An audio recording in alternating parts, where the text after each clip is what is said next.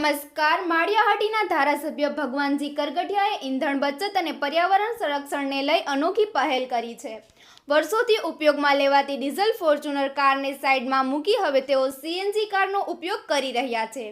ધારાસભ્યએ જણાવ્યું કે દેશ અને વિશ્વમાં સર્જાયેલી પરિસ્થિતિ તેમજ પેટ્રોલ અને ડીઝલના વધતા વપરાશને ધ્યાનમાં રાખીને દરેક નાગરિકે ઈંધણ બચત તરફ આગળ આવવું જરૂરી છે. વડાપ્રધાન નરેન્દ્ર મોદીની અપીલથી પ્રેરાઈ તેમણે આ નિર્ણય લીધો હોવાનું જાણવા મળ્યું છે. ભગવાનજી કરગઠિયાએ લોકોને કારપુલિંગ અપનાવવા તેમજ સીએનજી અને ઇલેક્ટ્રોનિક વાહનોનો ઉપયોગ વધારવા અપીલ કરી હતી. તેમના નિર્ણયને સ્થાનિક લોકો સકારાત્મક પહેલ તરીકે જોઈ રહ્યા છે. વધુ સમાચાર માટે જોડાયેલા રહો આરપી ગુજરાત ન્યૂઝ રાજકોટ.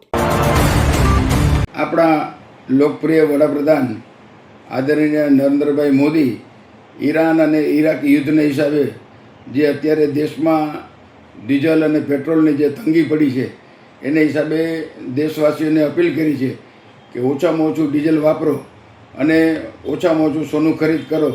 જેને અપીલને માન્ય રાખીને મેં મારી 6 દિવસથી મારી ફોર્ચ્યુનર ગાડી માધવપુર મુકામે મારા ઘરે રાખી દીધી છે અને છેલ્લા 6 દિવસથી હું સીએનજીવાળી ગાડી વાપરું છું, જેને હિસાબે ડીઝલની બચત થાય છે.